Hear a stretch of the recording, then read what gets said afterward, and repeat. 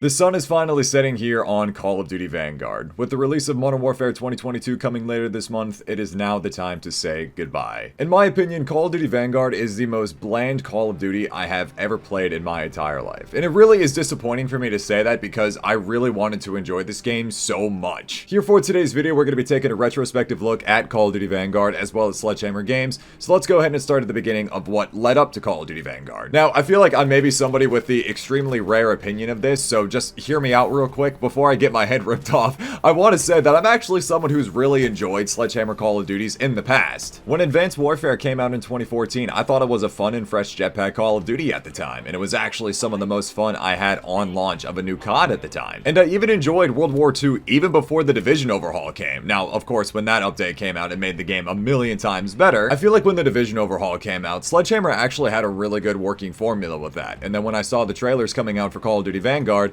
seeing all of the theaters of the war and realizing that this game wasn't just going to be America versus Germany again, I was thinking that this was Sledgehammer's golden opportunity to capitalize on what they already had going for CoD World War II and improve upon it. Now, I would also like to say that I'm someone that doesn't hate the World War II setting. I'm actually someone who really enjoys the history, really enjoys the games, everything like that. So initially hearing the leaks in early 2021 of World War II Vanguard had me very excited that it was going to be more of an extension of CoD World War II, but that couldn't have been further from the case. The development of Call of Duty Vanguard seems to have been very rocky, to say the least, and who knows, maybe this game shouldn't have even existed. Now, I feel like a lot of you guys may already know this, but just in case you guys don't, in 2021, that wasn't initially Sledgehammer's slated year to release a new Call of Duty game, but it was supposed to be 2020, the release of Cold War. At the time, the 3-year development cycle had Sledgehammer slated for 2020, 3 years after the release of Call of Duty World War II. And again, I'm sure most of us may already know this, but Sledgehammer and Raven were initially the ones working on Cold War, not Treyarch. Sledgehammer and Raven couldn't work together for one reason or another on a unified vision, and Treyarch had to step in to take over the reins in around August of 2019. So Treyarch got pushed up, Sledgehammer got pushed back, and started cooking up Call of Duty Vanguard. I really wonder what the developmental and thought processes were behind Vanguard. Like, again, how did it come to be? Why did they choose another World War II setting, etc.?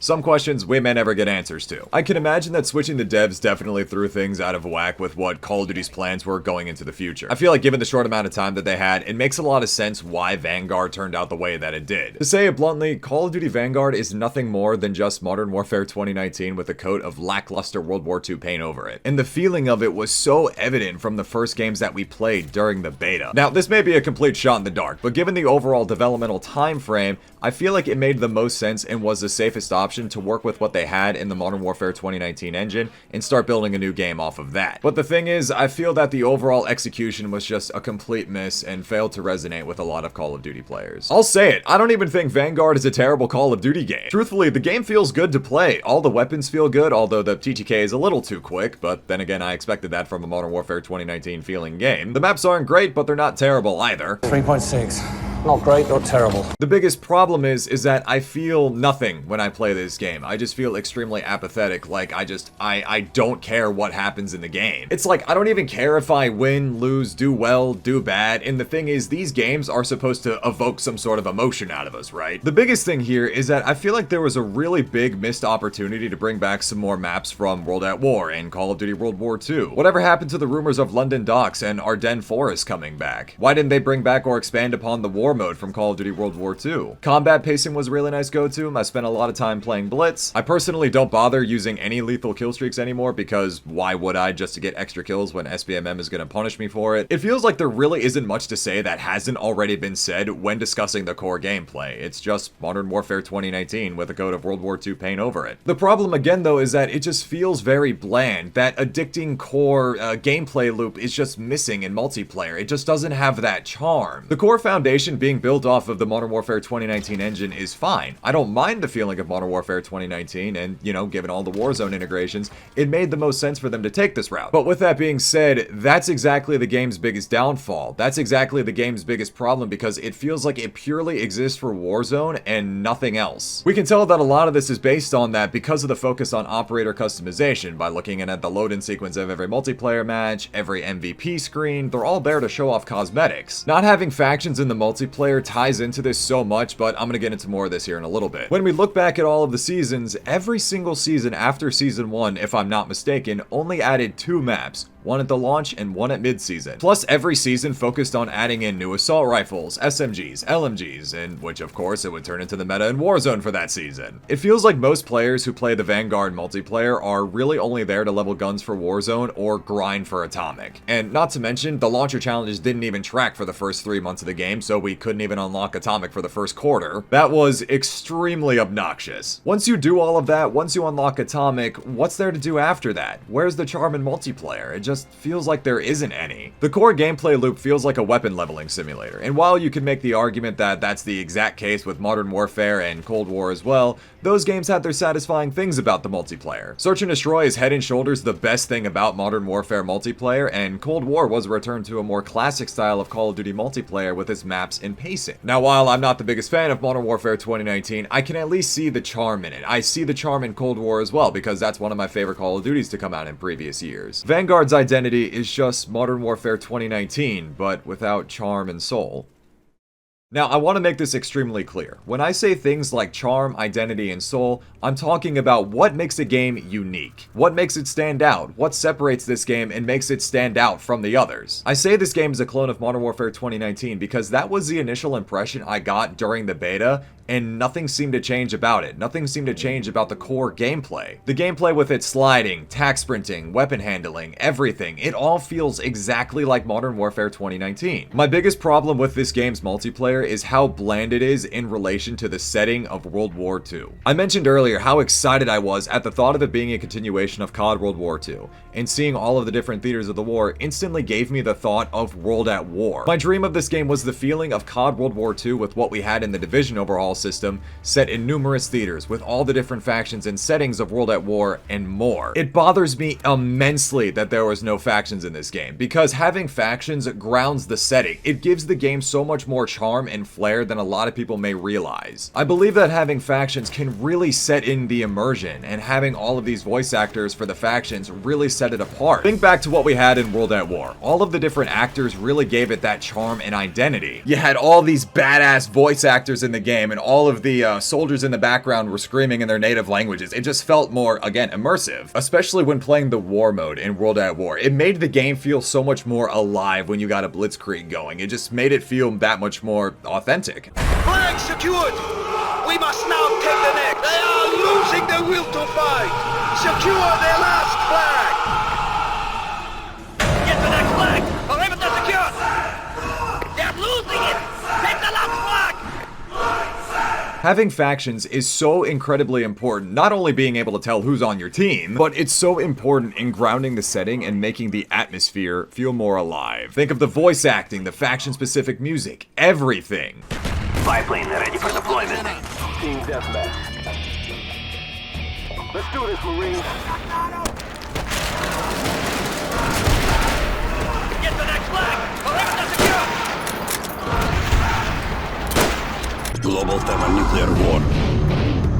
Defend the objective.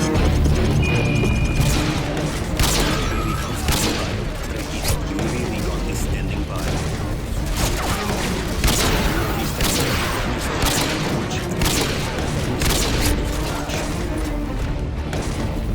Friendly carrier.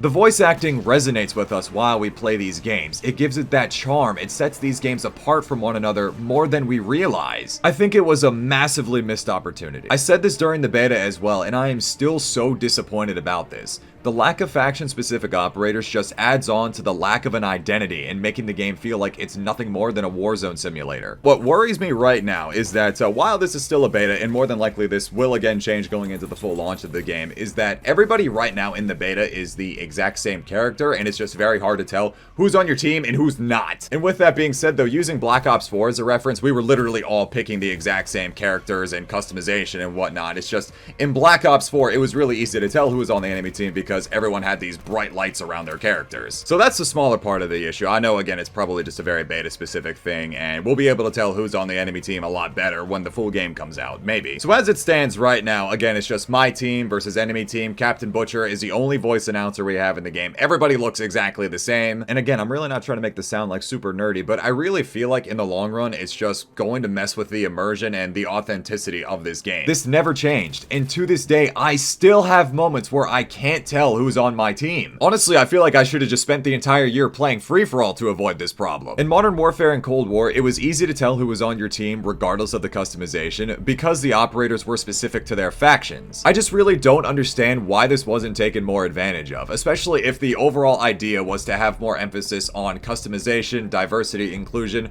whatever the case may be. You could have expanded upon that so much more with factions. For example, we could have taken all of the main characters from the campaign in Kingsley, Polina, Wade, and Lucas and given them their own specific British, Russian, American, and Australian factions. It's just...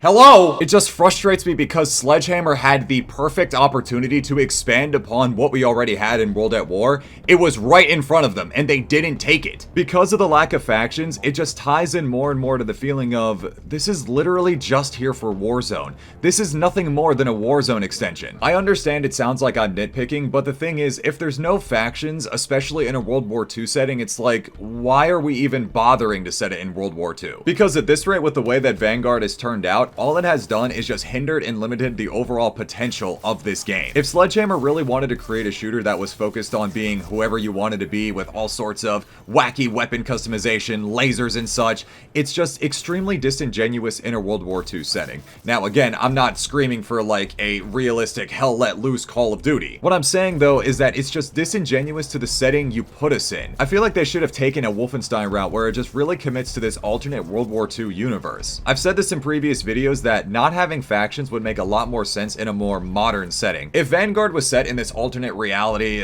modern type setting, it really wouldn't have been that big of a deal, but because it's World War II, it is a much bigger deal. I can't stress enough, it just feels so disingenuous. Like, why bother setting the game in World War II if the plan was to add in laser guns? At that rate, you may as well just avoid the setting and all of the memes of, haha, World War II game by the way. The point that I really want to drive home here is that Vanguard feels completely soulless for a game that's supposed to be a World War II game. It doesn't do much of anything to commit to it. Sure, we're using World War II guns and World War II places, but it's missing the immersion. It's missing the charm that World at War had. It was a complete missed opportunity to create the best and potentially final World War II Call of Duty game. They had a really solid working formula in CoD World War II after the Division overhaul update. If they took that, added more factions with maps in style like World at War, this could have been the perfect final World War II Call of Duty game. For someone who really enjoys learning about the history, the setting, the games of World War II, it's so heartbreaking to think that this could have been a World War II game with modern graphics and gunplay,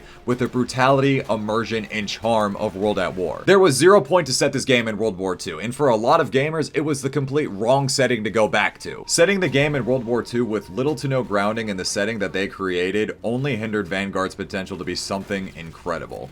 And that really, really sucks. Artillery is in position. Now, when it comes to the story, this might be the most bland campaign I have played in my entire life. You have already played this Call of Duty campaign by simply watching the trailer. The problem with Vanguard is that it just feels like I played yet another World War II campaign. It could have and should have been so much more. Now, in case you guys didn't already know this, the story was pitched to us to be about hunting down Hitler's successor. Like, honestly, hell yeah, that sounds incredible for a story. I was completely sold on the idea of that story alone. And that again couldn't have been further from what you get in the campaign. If you haven't played it, I'll go ahead and save you the time. The trailer is all you need to see. It emphasizes the first and last missions of the game with a vast majority of cutscenes. The game is 90% backstory of the characters you play as. The rest is literally just interrogation cutscenes. Now, I will give credit where credit is due. The pre-rendered cutscenes look amazing. However, the story has little to nothing in relation of the hunting down of Hitler's successor. I don't have anything against the characters or anything like that. I think they're all pretty alright. I figured there'd be one mission for each of them to establish a needed backstory as to who they are, where they come from, and the rest would be the actual hunting down of the successor and how he came to be, but that wasn't the case at all. So the first mission of the game puts us onto this train sequence, and right away we have no idea why we're here or what we're doing. Now that we've been properly shot at, Might the officer in charge tell us what the hell we're doing here? We don't quite know. You mean the SO-fucking-E doesn't quite know? It turns out, though, we're here to do a snatch and grab on a document stash on files of Operation Phoenix. We're captured by the successor Freisinger, brought to Berlin, interrogated for 90% of the game, showing all of our characters' backstories while Freisinger is clearing house. And then at the end of the game, he dies. Regardless of your decision. That's it. Suppose that's it then. It's just extremely uneventful. There's zero replay value to be had here, nor really any sort of attachment to anyone in the game. Again, we're thrown into that train sequence expected to care about the other characters when we know nothing about them. I'm still wondering things like, who even is this Freisinger guy? Why is he in power? What's his story? Mein Führer. What's so special about him? Why am I supposed to hate him? Is it because he beat Novak to death with a chair at the beginning of the game? That's it? My problem is that there is no hunting down of the successor. The dude is literally there from the beginning of the game. Now, unless I'm missing something, there's little to no story on how the Fourth Reich is even going underground. Operation Phoenix is essentially their plan to escape the Tempelhof airport and start the Fourth Reich, but they never explain how they're going to do it or what it entails. I feel like if it was all a little bit more fleshed out and we knew what was at stake, it could have felt like a more resonating story. I feel like there's so many things that went unexplained and it just didn't resonate with me at all. It bothers the hell out of me that, again, Sledgehammer had the perfect opportunity to connect Vanguard to the other Call of Duty games by bringing in characters from World at War and World War II into the campaign. Now, if you're someone like me who has extensively played all of the Call of Duty campaigns, gone back and played them a couple of times here and there, you might be wondering, why didn't they bring back any iconic characters into this game? Well, apparently there weren't any. How do we make the iconic CoD characters? Because you don't really have that in Call of Duty right now. You know, when you think about a game like, I don't know, Halo, you think of Master Chief or whatever. When you think of CoD, there isn't really that standout, like, oh, these characters. Ah, right, I forgot. I guess the guys like Captain Price, Soap McTavish, Simon Riley, Alex Mason and Frank Woods, Victor Reznov, yeah, nah, none of those guys matter. Even something small like a Roebuck, a Pearson, Turner cameo would have done something. You see wings on me, Private? No, Sergeant. That's because I'm not your fairy fucking godmother! Here's an idea. In Polina's backstory mission of Stalingrad, she's frustrated because she spent so much time learning how to shoot, and for nothing. Those years teaching me how to shoot. Wasted. Huh. Well, if only there was a sniper that was also in Stalingrad in 1942. If only there was some other character that was a sniper that taught us players how to snipe, that just so happened to also be there. What if he was the one who taught Polina? Sniping your enemy is like hunting any other animal. Fire at the wrong moment and your chance will be forever lost. Patience. If we reveal our position to Amsel's men, this fountain will be our grave. It's just, wow, bam, just like that, you have instant connection to the rest of the Call of Duty universe. I just don't understand how this was a missed opportunity. It's so frustrating and so uneventful. Again, the game was sold and promoted on the idea of hunting down Hitler's successor, but it just wasn't that at all, and it's extremely unfortunate because it could have been such an insane story. The only mission where you actually hunt Freisinger down is the final mission, and then the game ends right after that. There's so much emphasis put into the backstory missions of these characters, and what's frustrating is that it has zero effect on the end of the story. It's like almost none of it mattered leading up to the final mission. Now imagine if Freisinger was like Menendez in Black Ops 2. Say he had a personal relation with all of the characters, hurt them physically, did things like kill the people they loved. Then the ending would have felt so much more satisfying. It just feels like we learned all about these characters for no reason. There was so much wasted potential on making it a much deeper and more interconnected story. Murder me for CoD WWII.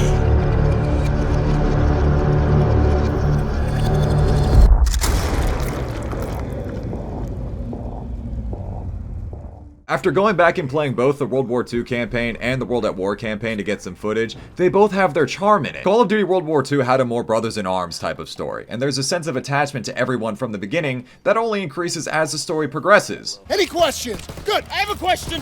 Save them up, Styles. You win a gold star. Let's go. I think I'm his favorite! Now, World at War is the gold standard of a World War II campaign. Re-experiencing the cutscenes and the story, the real-life footage edited into the cutscenes, the dark and brutal tone of this campaign. The Fuhrer demands all to shed their last drop of blood in its defense. The old, the young, the weak.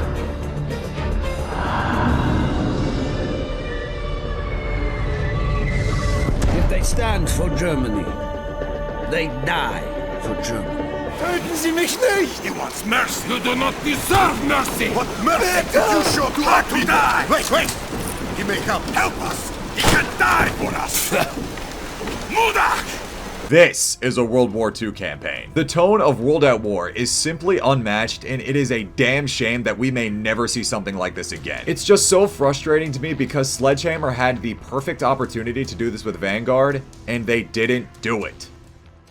Everything that was asked of us, we've done. Every night we lay in a filthy foxhole praying the enemy won't slit our throats.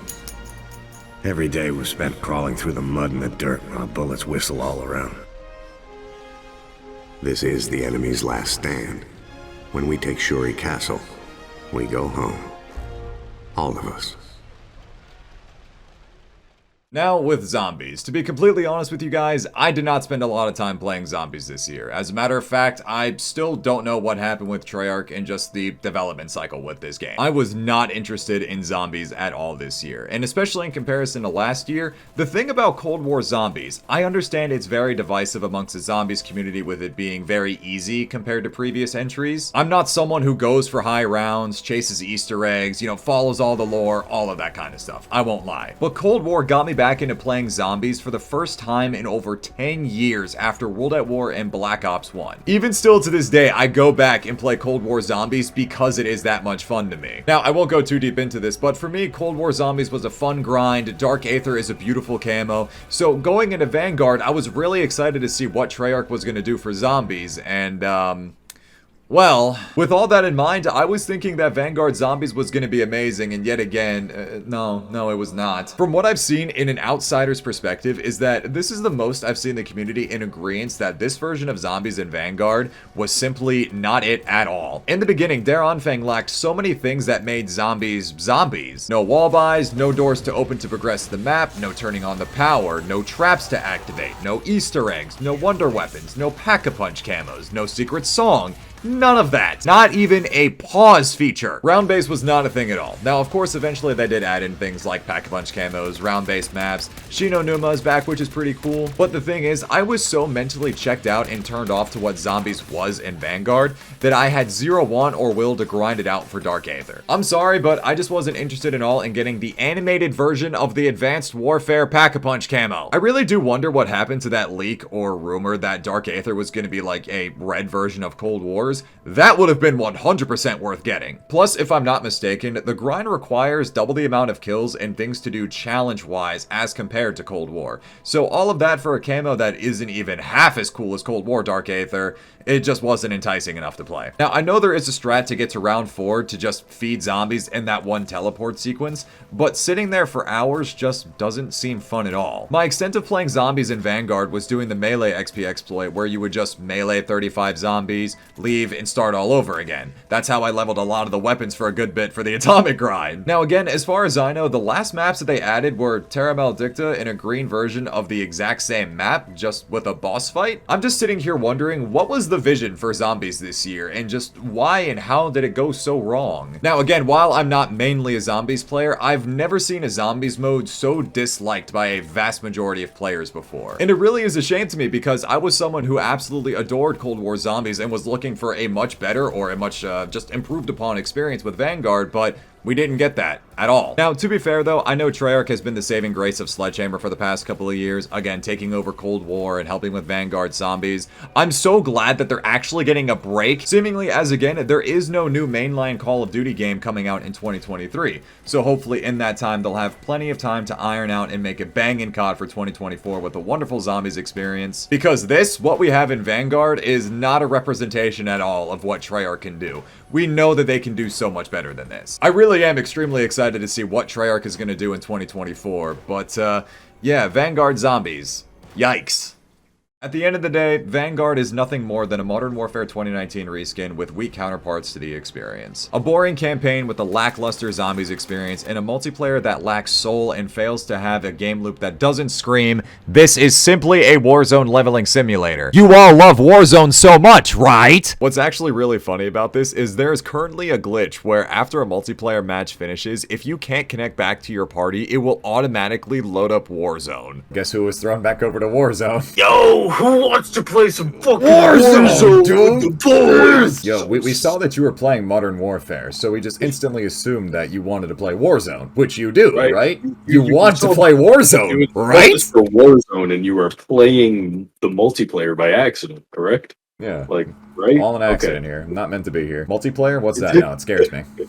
Not meant to be here is my middle name, bro. Vanguard just feels like a game that was banking on the success and feeling of Modern Warfare 2019. They were banking on the familiar feeling of their most successful game, but there's just not enough going into it to warrant consistency in coming back to play. Again, I really don't think that Vanguard's multiplayer is terrible. It's playable. It feels good. It feels like Modern Warfare 2019. It's just...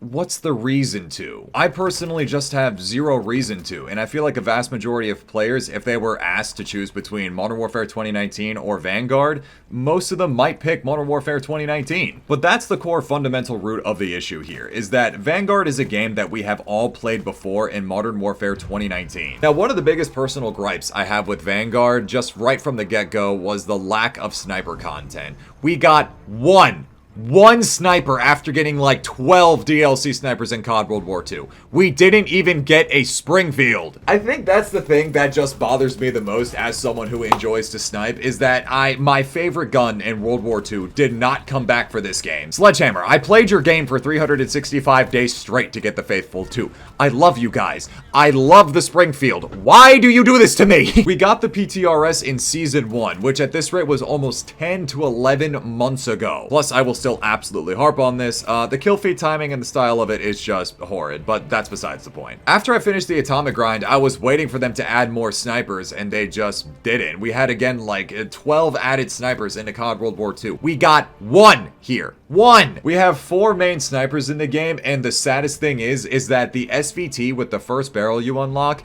is a better sniper than every single one of them. It's just extremely frustrating, and honestly, it's unbelievable. Like, it's unbelievable that we didn't even get the Lee Enfield in the game when it's literally on the cover art. We had the Lee Enfield in campaign, and I swear I remember seeing some sort of like Season 1 leak that the Lee Enfield was gonna come to multiplayer. I just like, why, dude? Why? I'm just thoroughly unimpressed with this game. I feel like Vanguard was simply a product of the annual release cycle, and it just fell flat. It doesn't resonate well with the vast majority of the community, and I would honestly love to know why Sledgehammer just dropped everything that they had with CoD World War II and decided to go with this route. They had a golden opportunity again to make the best and potential final World War II Call of Duty game with updated graphics, sound design, updated and even better version of CoD World War II with the brutality of World at War, and they didn't do it. I'm willing to bet at this rate we are never going to see a World War II Call of Duty game ever again. At least for the near future. Like, if we ever do get one, it's gonna be another near 10 years before we do. I think it's sad that this game will potentially just be left behind and remembered as one of the most disappointing Call of Duty games ever. It's a shame too, because again, there was so much potential, so much opportunity to make this and seize a golden opportunity, and it just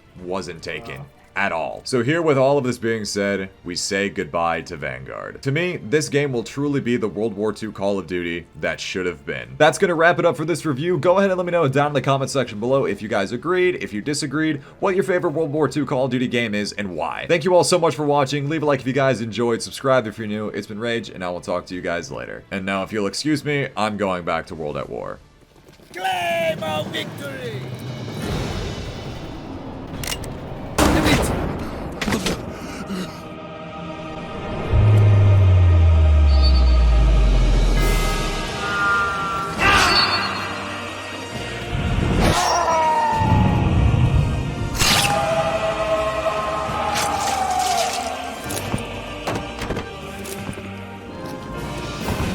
You can make it, my friend. You always survive.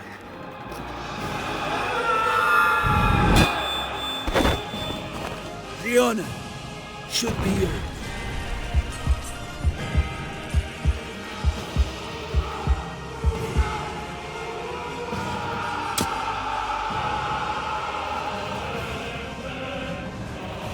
As long as you live, the heart of this army can never be broken.